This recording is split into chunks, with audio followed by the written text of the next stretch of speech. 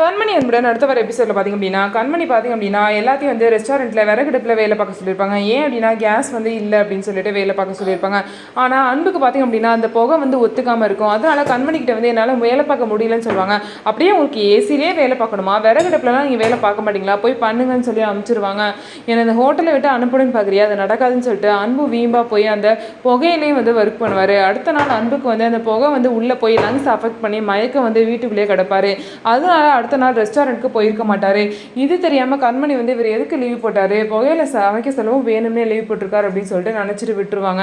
அதே மாதிரி அங்கே ஒர்க் பண்ண ஏற்கனவே அந்த 2 செஃப் பார்த்திங்க அப்படின்னா எங்களால் அந்த புகையில நிற்க முடியல வெயில் அப்படின்னு சொல்லிட்டு வந்து ஏசியில் உட்காந்து டைமை வேஸ்ட் பண்ணிட்டு இருப்பாங்க.